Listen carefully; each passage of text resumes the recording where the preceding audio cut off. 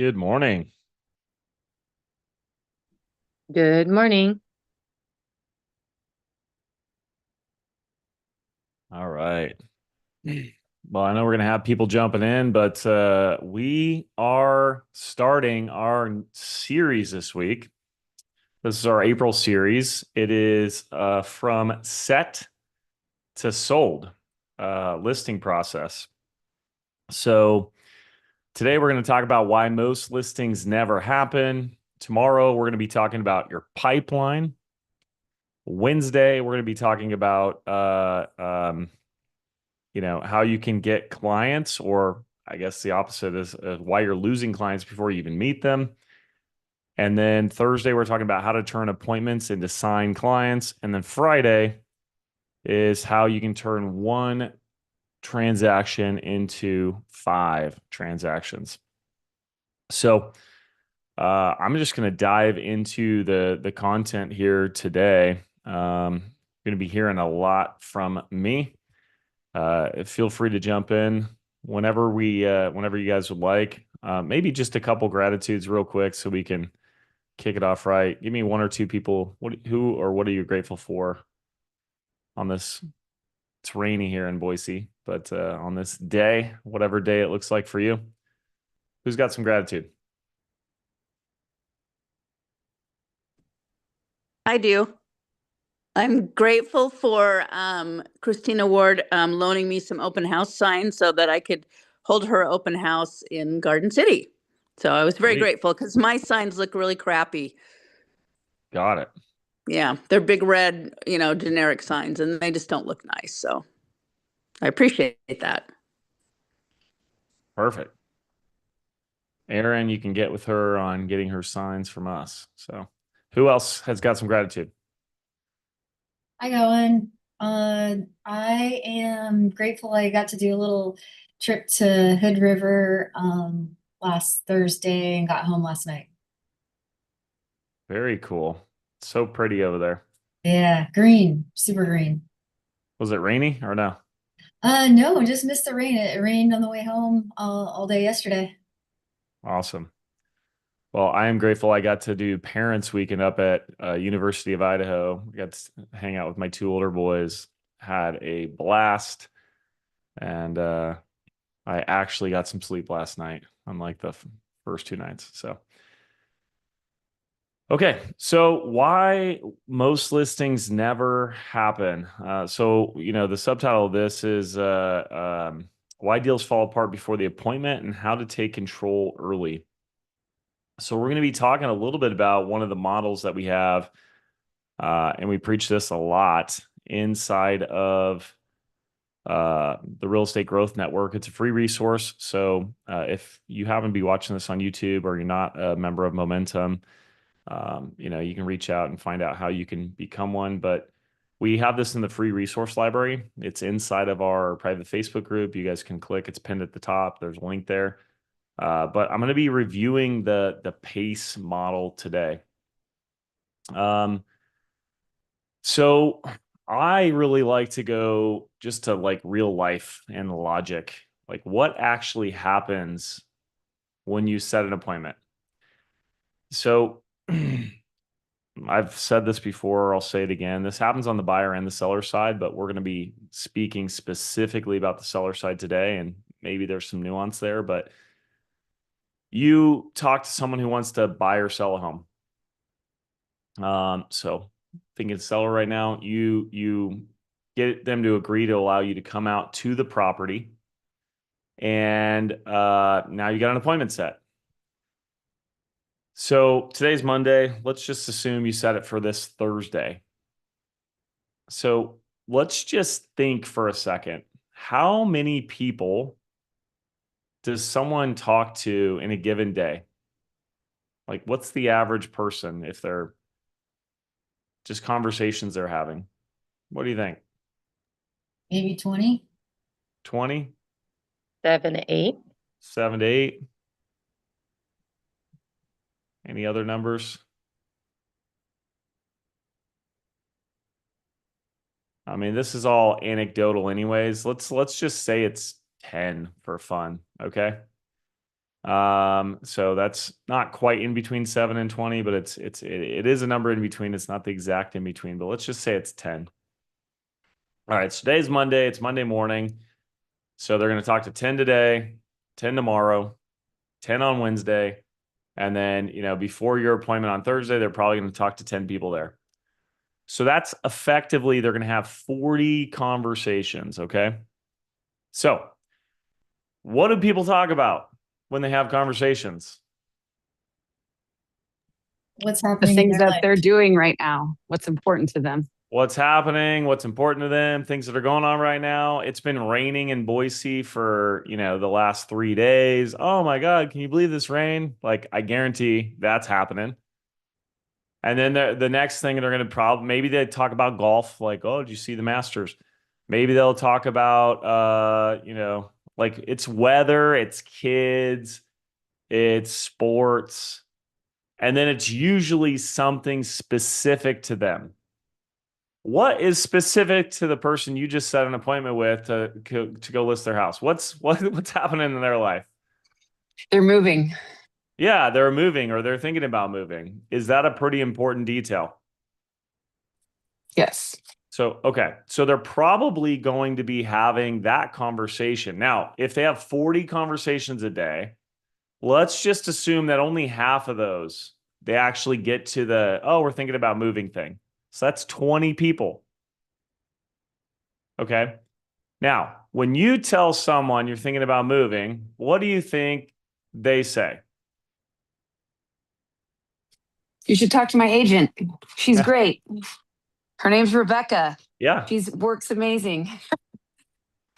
Yeah. This morning, I'll give you a real life example this morning. So I've been, doing a lot of physical fitness stuff over the last like 4 or 5 years. And I did a High Rocks challenge a few months ago. And so a lot of training for that. In High Rocks, there's a lot of running. I'm not a runner. My hips, I've been having some like hip issues. And this morning I was talking to a friend of mine at the gym and I'm like, yeah, I've been having this hip issue. What do you think he said? You should see my chiropractor. He's the best. Yeah, I have a doctor for you. Or who That's- are you seeing? That's verbatim. Oh my God, you got to see my guy. My guy's the best. You know what they don't say? Oh my God, you got to talk to my realtor. He's the worst. He's the worst realtor ever. You should call him. Like, they're never going to do that, right? Like, people are convicted on the choices they've made and the people that they deal with, right? So I've spent, I don't know, 5 minutes describing this, and you're like, what's the freaking point? The point is, you guys got to understand what's happening. You live in a vacuum with your client, right? Like, in your head, you're the only realtor they ever know. Why would they ever know another realtor? Why would they ever even think about another realtor? Why would they ever even talk about another realtor? But you have to understand it's just normal human nature. Humans want to help other humans. And, this is why it's really important for more people to know you because they will refer you. And this is how you become the other agent. Okay, but that's not what we're here to talk about today. What we're here to talk about today is why these deals are falling apart before they ever even happen, right? So that's the basis of it. You set an appointment. Those people might be excited. They're going to tell a lot of people. And then those people are going to tell them to talk to their realtor. So if you have 40 conversations, 20 of them, they talk about the house stuff. I don't know. At least 10 people are going to refer another agent. And if 10 people refer another agent, one agent might get referred multiple times. So the very first thing I want you to take away is your speed from appointment to actually meeting with the client. You want to minimize that amount of time, right? Because if there's going to be 40 conversations, what if I can meet tomorrow? Then there's probably only going to be 10 or 20. What if I can meet today? Then they're only going to talk to 5 or 6. And by the way, they're not going to have enough time to interrupt my appointment schedule, right? So the very first thing I want to focus on is how quickly can I get in front of this person? And, this is a mantra I believe personally is buyers are hot when they're hot. And buyers and sellers, like the word is interchangeable in this instance. Sellers are hot when they're hot. Like if they're really excited about selling their home, like that can fade over time. It's why when someone's like, hey, yeah, we're thinking about selling in the spring, and it's whatever, November or October when you talk to them, and then spring rolls around and they have amnesia. They're like, we're not selling. It's because they were excited at that moment to sell, and now, things happen. They're like, maybe we shouldn't sell, or something changes in their world, and then they're not as excited to move. So the very first thing I want you to take away is speed. Speed to the appointment is critical. So what's the next thing? The next thing is this. Because we know they're having 40 conversations. We know they're going to bring up real estate, whatever, half the time. That's going to be 20 conversations. I said, what do you think they talk about during the conversation? You guys immediately went to referring other realtors. While that's true, let's talk about what else they talk about during the conversation. They talk about objections. Okay. So newer agents, and when I say newer, I mean like in the first 5 to 7 years of your real estate career, we naturally avoid objections. Okay. Now I'm speaking generally, like some people are really good and they get to them right away. But on average, just in my experience, most agents for the first 5 years are avoiding objections. So what do I mean by avoiding? Like, let's say you get on the phone with someone. Kyle, I'm staring at you, so let me role play with you real quick, okay? You be the agent, and I'm gonna be the seller, and let's just say we've already connected. I'm thinking about selling, but we haven't really talked about much at all. Like, a friend said I want to sell. Deal? Yep. All right. So yeah, Kyle, we want you to come out. We want you to list our house right away. Awesome. What day works for you? Perfect. Let's do it tomorrow. Tomorrow works. Awesome. Okay. Now, the normal agent, like the newer agent, that's where they leave it. So it's like, hey, ring, ring. Hey, Kyle, what's up? Parisa told me to call you. She said you're the best agent. Hey, we want to sell our home right away. Can you come out tomorrow? And then you're like, sure.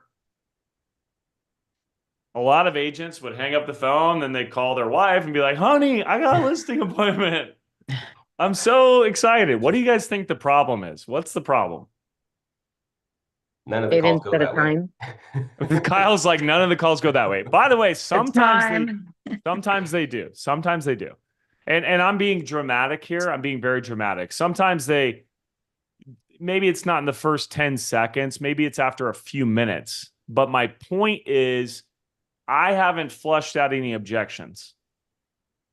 So I asked, what are some of the problems? What are some of the other problems you guys mentioned? Obviously, no objections, but Maybe Well, it setting doesn't- up the appointment, setting up what's going to happen for them. yeah. So expectations haven't really been set. Yeah.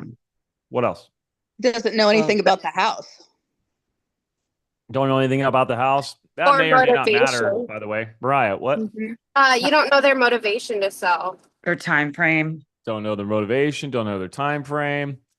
All these things, right? You don't know their pain. Don't know their pain, which is the depth of motivation. Okay, so let's think about this. I set that appointment with Kyle, whatever. Now I'm having those 20 conversations. Okay. And I'm talking with Joel. Are you there? Just because I see you and I love talking to Joel. I saw you pop in. You can unmute. I saw you unmute and then you muted. What up? Can you hear me? Oh, Hey, there you are. There you are. All right, What Joel. up? So Yeah. Joel and I are like IRL friends. Like I know Joel really well. So let's just pretend, Joel, you just set an appointment with Kyle. You're the seller, and you're calling me your buddy. And we already talked about kids and weather and the Masters. And now you're like, hey, dude, I'm thinking about selling my house.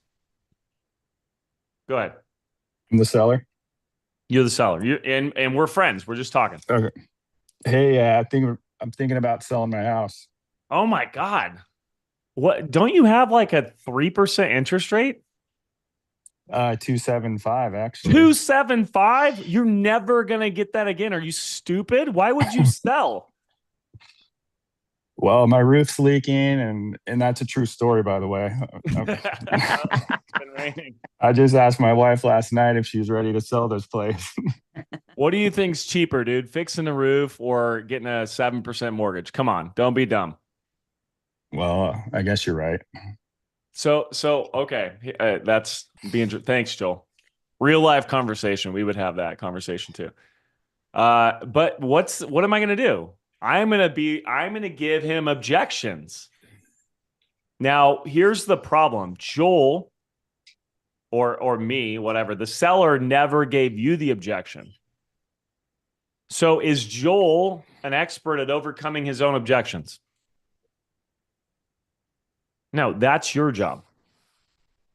That's your job at agents. So if you don't flush objections out, then you don't have the ability to help the client through the objection. You guys tracking? Mm-hmm. So if Joel was like, man, I got a 275 interest rate, like, I don't know if I can give that up. I'd be like, hey, tell me more about that. What's important about the 275? Oh, it's monthly payment. Awesome. What other monthly payments do you have? Oh, you got some other debt. What kind of equity do you have? Hey, what if we paid that equity off or took that equity and paid off your debt? And even though we have a higher rate, you had less monthly payments total. Like, would that work? He's like, damn, I never thought about that. Here's the problem. Like, Joel and his friend are never going to be able to do that together. This isn't their job. They're not experts. They're not professionals. They don't do this every day. You do. So if you're avoiding objections, or like in my scenario with Kyle, he wasn't avoiding the objection. We just weren't pushing to get objections. And this is a lesson that I've learned in sales is that it's so much better to flush it out early on and help them through it than it is to avoid it. And then all of a sudden that's where they ghost you, right? Or they text you and cancel. Hey, I can't make it today. And then they ghost you. It's usually not because they don't like you or they don't want to work with you or, something you did. It's usually because they're dealing with their own thing and they don't know how to handle it. Or another real life scenario is I hang up with Kyle. I got the appointment. I call my wife. Hey, babe, I got the guy coming out to list my home.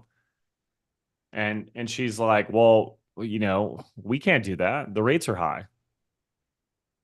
Or we can't do that. We got a bunch of stuff to fix. Call him and cancel. And then I'm embarrassed and I don't want to call him. So I just text him and say, hey, we can't do it. But if I would have if Kyle would have asked me like, well, hey, is there anything you're planning on doing? Yeah, we got some repairs we need to do. Maybe we should wait to have you out. And you're like, oh, no big deal. I actually see homes before they're ready to be repaired all the time. In fact, I help people figure out what they should and should not do because I've had clients that have wasted money in the past and I don't want you to do that. So it's the perfect time for me to come out. And now wife says, hey, you can't have him come out. We got to do these repairs. And then I'm like, no. He comes out before. He's going to help us decide what to repair. Are you guys tracking? All right. What are you guys hearing? I'm seeing some nodding. Do you guys have any other thoughts, comments, questions before we move? I'm hearing that you're addressing objections basically in the presentation before he even gives them to you. So you can explain, like you already know what's going on in the seller's head. So it makes you the expert. Yeah. I mean, that's the ideal scenario. Is you're going to be presenting, through our BAMA script, you're going to be flushing out objections. So that brings us to BAMA. Now, BAMA is the acronym we use and we prefer. There's other acronyms like LP Mama you might have heard of.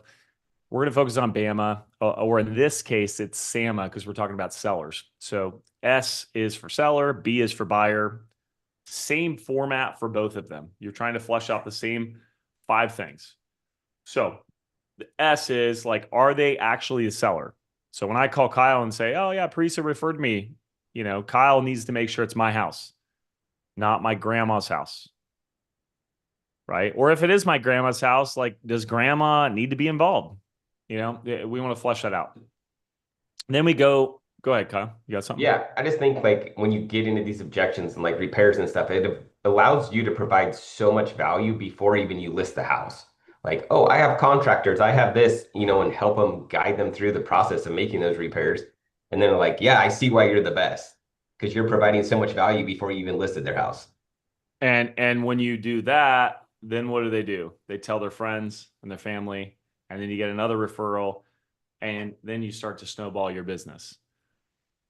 This is why some of the people in your area are crushing it.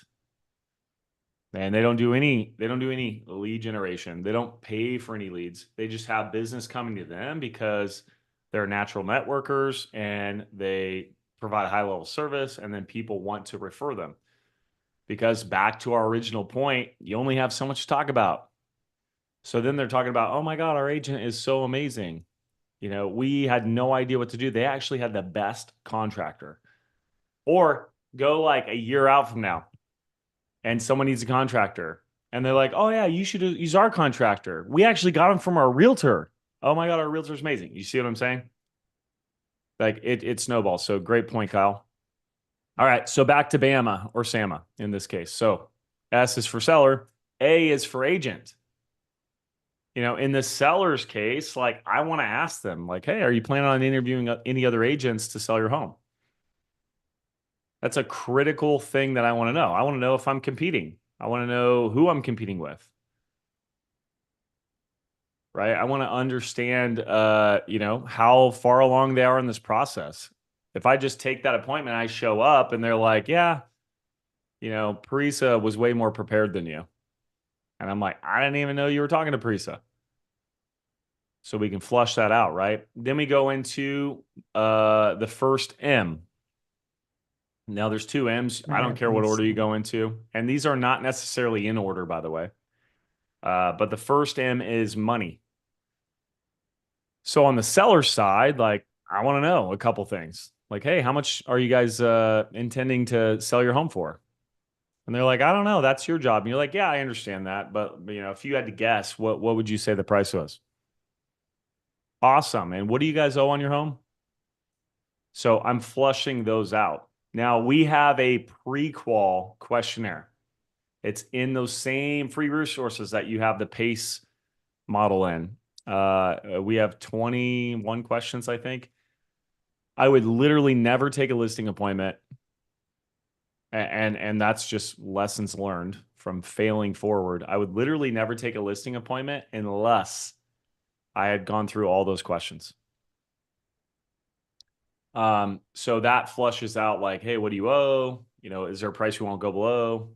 What happens if it doesn't sell? Have you thought about selling it on your own? Are you planning on interviewing other agents? Some of my favorite questions are, what are the top three things you're looking for from me as your agent? Great. If I come out and show you that I can do those at a high level, are you prepared to hire me? There's a bunch of other questions inside there that are critical. So that's the money side, figuring out those things. And then we go into the motivation. And the motivation is key for all these things, right? It helps you understand how much you need to push to help these people move forward.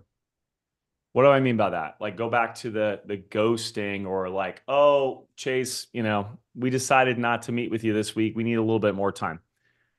If I understand their motivation, I can know whether that makes sense or if I need to push. So what's the motivation? A lot of agents go into that surface level motivation. So yeah, Kyle, the reason I'm moving is I need a bigger house. And so Kyle might be like, great, because Kyle asked a question like, what's causing you to move? Oh, I need a bigger home. Cool. Okay, next, right? Most agents just do that. Or most agents actually just let the seller take control. Good agents will ask questions like, hey, what's causing you to move? Great agents will get depth. Not just what's causing them to move, but what's significant about that. So like, oh, you want a bigger home? Like, what exactly do you need to be bigger? Oh, well, we have another baby on the way and we only have 3 bedrooms. We need 4. Plus, I need an office. Okay, 4 in an office. Now, that's where a lot of good agents will stop. The great agents will really pull at that thread. So, okay, 4 plus an office. What exactly will that do for you? Like, how will that be different than what you have today? Well, right now, my office is in the living room. My wife's always yelling at me because it's messy. And then we have arguments. And like, I don't even want to go home. Like you're really fleshing out like significant motivation at this point. So once you pulled on that thread, then you understand. Now I can go back to Kyle and I can be like, hey, Kyle, when we met, you said you and your wife were having all these arguments. Is that no longer the case? Or is that no longer important for you to get make this change? That's when you're fleshing out like another objection down the road. Gosh, I don't know if we should sell right now on the market, blah, blah, blah, blah, blah. Okay. We've got like 4 minutes left here. What are you guys hearing so far? Give me some thoughts, ahas, takeaways, anything you're intending to implement. All of it. All of it? Is that what you said? Mhm. Oh, easy. Just all of it. All of it. Done. Mhm. Give me a specific thing. Go ahead, Bree. It's a good timing for me because I had someone that I set an appointment with last week that is, I'm not going to be able to meet with her till next week. So it's a good reminder for me to see if I can get the next step in with the questionnaire and the seller motivation this week, even though she said she's going to be at her cabin. So I don't know if I will be able to reach her, but I could at least try. Yeah. Yeah. And the tee up is this, Bree. You just text her and say, hey, I really want to help save us time next week. When I come out, do you have 5 minutes that I can go through some questions with you? That's it. Now it might take 10, but you just say 5. And, I'm sure if it's a few extra minutes, that's not going to be a problem. Yeah. The other one, this is Wednesday, and this is going to help you out a lot, Bree. Wednesday, we're really going to be talking about the anchoring process. So far, we haven't talked about that at all. That's going to be Wednesday. Wednesday, we're going to focus on the anchoring process, which sounds like the timing will be perfect for you there too. All right. Who else has heard something? What else are you hearing?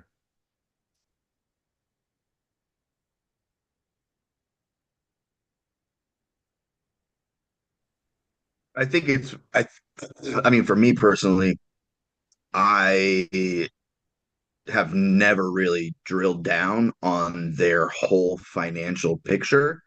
I've less, I leave that to my lender, but I think would be super helpful to understand like what their money motivation is, and use what I know about money to maybe help them restructure or whatever. I know we're not supposed to give financial advice, but yeah, it just allows you to have a more informed picture of your buyer seller situation. Well, I mean, I'm going to address that in 2 ways. One, correct me if I'm wrong, but most of the business you're getting is coming from you, not your lender, right? So the problem with relying on your lender to handle all those financial questions is a lot of people won't even meet with your lender because they are afraid they're not ready yet. So if you're noticing those roadblocks and they're like, yeah, I told them to talk to my lender and, your lender's like, they're not answering. They're not calling me back. It's because you've got to have some base level helping them overcome objections on why it does make sense, which is a whole, from a lending standpoint, it's probably a whole other conversation. But the other thing is not supposed to give financial advice. I mean, I don't know. That's a little bit of a gray area. Like I wouldn't give financial advice on stocks, but financial advice around their home, I think that's your whole job. So, yeah. All right. Anyone else want to get us out of here? We got 1 minute left.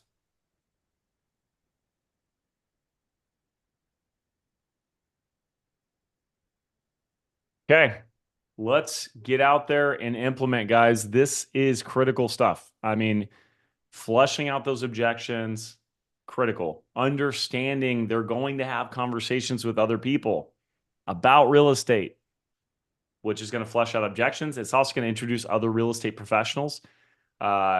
Building a moat around that and making sure that you're impervious to other real estate professionals is what we're going to talk about on Wednesday. Tomorrow is going to be all about pipeline, building the pipeline to make sure you never lack another closing again. So hope you guys enjoyed today. Thank you for coming. See you tomorrow.